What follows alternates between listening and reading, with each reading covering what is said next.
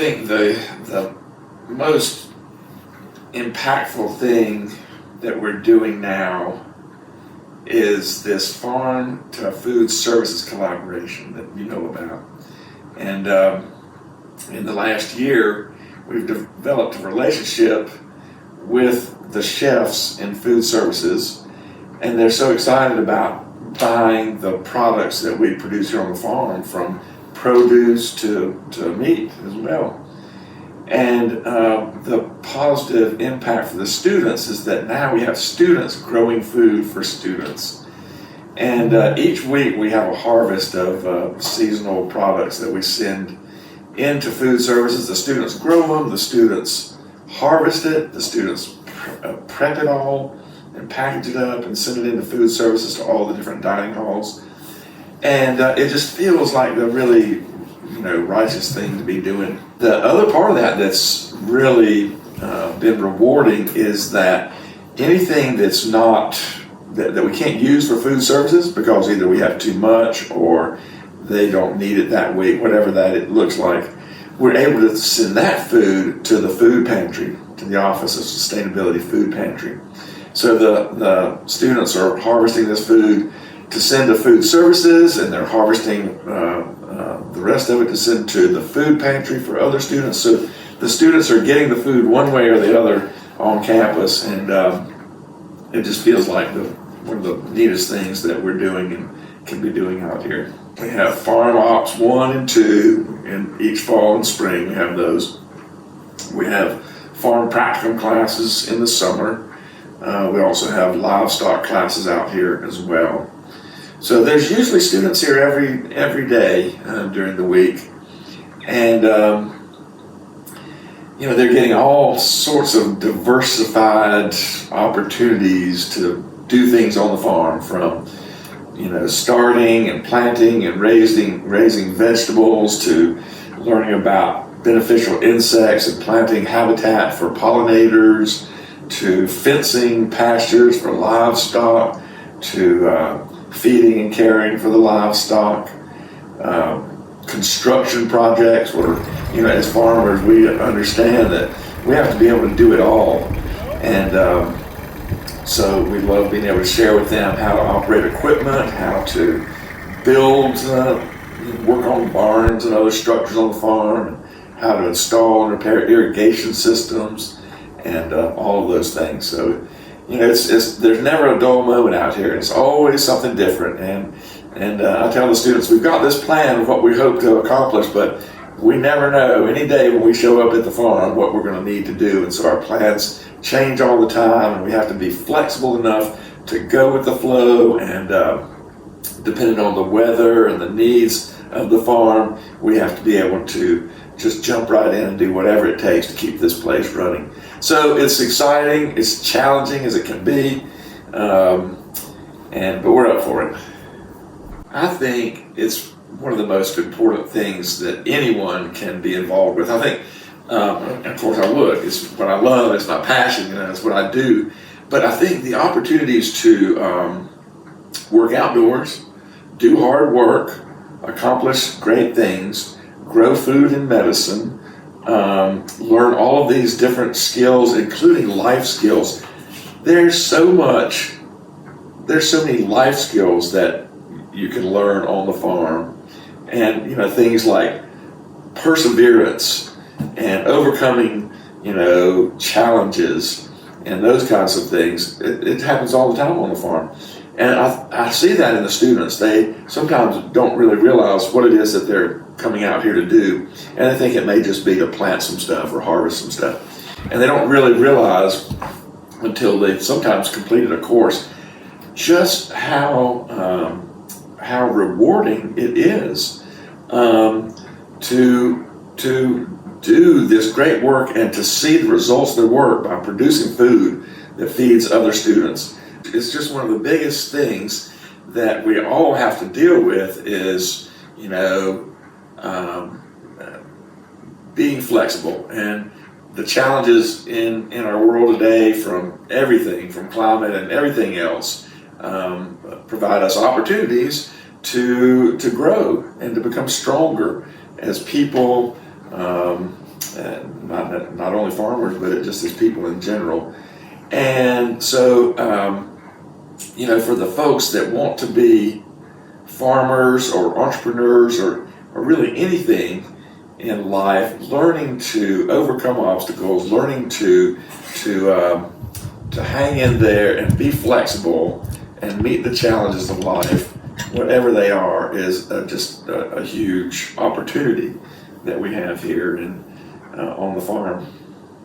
Well, we're always looking at what's happening with the things that we are doing, and do we see changes? Do we see crops performing differently, or do we see different weeds showing up, or do we see different insects declining or advancing? And so we're always observations, and being observant as farmers is just a huge part of what we have to be able to do. And so we're always trying to just be aware. Sometimes those things are so subtle when you're involved in it on a day-to-day basis that you don't really realize it in the current time. Then you look back and say, well, just wonder why those didn't do as well this year. And then we start look at the weather we had this year, look at the impacts of the weather we have. The weather, the unpredictable nature of the weather these days is making it more challenging than ever before. I've been doing this for a lifetime, and it's more challenging now and continues to get to be more challenging every year. If you're not up for a challenge, then this is not a field for you.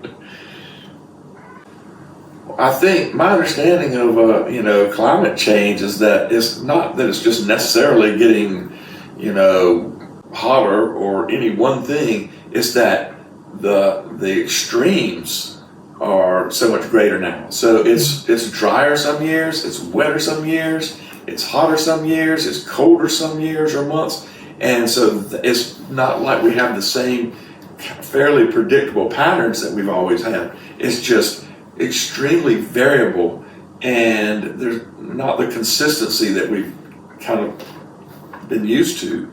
And so that's the thing that makes it really challenging. If we knew it was just going to be getting drier and drier and hotter, well, we could do things about that, but it's not. I mean, this year, and for the last 2 years, one of those years was so wet that we couldn't get into gardens that we've always been able to garden. And then this year it dried up. As soon as we put in drainage to take care of all those wet issues, then we had drought and we needed to put in irrigation. So it's just like that. I'm seeing the folks that are developing plant varieties, looking at ones that can withstand the variables, for one thing, that are just, can withstand tougher conditions. I think we'll continue to see that. We haven't really changed varieties very much so far, at least I haven't. We're still pretty much growing the things that we've been able to grow. The seasons change a little bit, so sometimes we're not able to get them in as early or as late as we want, and we see seasons maybe shorter for whatever reason. So it does make it tougher. So I think one of the things I've always believed in was diversity of income streams, or diversity of plantings on the farm, for instance. So that if something, if we have a failure of our pepper crop this year, well, we've got an abundance of something else. So we don't grow any monocultures, we grow a diversity of crops. And some years, we have a better tomato year. This year we had a great tomato year. Last year we had a terrible tomato year. And so by having a diversity, we don't have all our eggs in one basket. And the students seem to really love that. People in general love this. I think part of it's the idea of taking more control of your life by not only growing your food, but also learning how to participate in your health by your medicines, perhaps. And so I've made a long study of people around the world and traditions of plant medicine making from around the world, and I just love that. And so as we've got an apothecary set up in here, and every class, no matter what class I teach, in every course we have at least one day where we're making medicine, and that's how much I believe in it. I first was introduced to plant medicine when I went to Findhorn and attended the Findhorn Garden School in Scotland in 1981, And I got to work in their apothecary, and I'd never seen anything like that. And it just really resonated with me. And so, from then on, I've kind of gone about learning more about that and figuring out what that looked like and doing more with it, making tinctures and salves. But the beauty of it for us is that we're not just making them, but we're also, in most cases, growing the crops, growing the plants. And so we're learning about the plants, we're starting them from seeds, we're investing our energy into it from the very beginning, growing these, medicinal plants, harvesting them, processing them, making them into every kind of tinctures and salves, and then learning how to use those and what that means in relationship to our health. And I love that stuff. I don't think there are many farms like these for students in the United States. What do you think? I don't think there are, and I think that's what makes us unique, is that we have great personnel, we have a great Appalachian farm, and a place where we can provide the Appalachian experience for those people that are coming here to this university to get that. And so we can provide that to not only our program, but to anybody from the university that wants to come out here and have this Appalachian experience. And then participate in any number of things that we're doing, from poultry to plant medicine to greenhouse production of crops to vegetables, beneficial insects. We grow cut flowers to put on the tables, and it just goes on and on and on. One of the challenges is figuring out what to grow, what our customers want, the chefs. So we've had some great meetings with them to follow up on this season's production, and to see how we can make it work better for them next year. So we've determined, they don't want as many hot peppers. We found that out. And they want a whole lot more kale and greens. They want braising greens of all kinds. They love what they call the braising greens. So the kale, the collards, the chard, the mustards, and all of those things. They want a lot more of those. And romaine lettuce and basil, always basil. And cherry tomatoes. So we're going to focus a little bit more on some of those crops and maybe not grow some of the other things that we were growing that didn't go over so well. I love, sharing resources with the students so that they can have when they leave here, because I understand. So I love being able to introduce resources to students that they can take with them or look up and find and take with them when they leave here, because I understand that all I can really do is introduce people to subjects, but if I can give them resources to refer to in the future, I think that's just so huge. So one of the ones that I always give out, as you know, is the Johnny's catalog. And Johnny's seed companies sends me cases of catalogs each year to give to the students. And if you can see this, of course, the catalog is beautiful, but if we could just get on you can take any page in here and you just look at, the diversity of crops in here. And it's a market gardener's catalog, so they have production information that's appropriate for market farmers. And a lot of catalogs don't have that. They just talk about how pretty something is or whatever. And so this is a huge resource. And so I think it's just so much fun to be able to sit down with a paper catalog. Online resources are wonderful, but sometimes, especially in the winter, we want to sit down with a paper catalog on the sofa by the fire and dream of next year's gardens. And that's what this does. And then, of course, there's other companies and catalogs and books. I have some of my favorite books up here that I pull out and share with students, just to introduce them to the resources that hopefully they'll find useful in the future. Some sort of bench do some here. seeding out here. Do some reseed this in grass. This little creek through here. So we'll make this a little nice garden little spot. Nice little garden seating area. Yeah.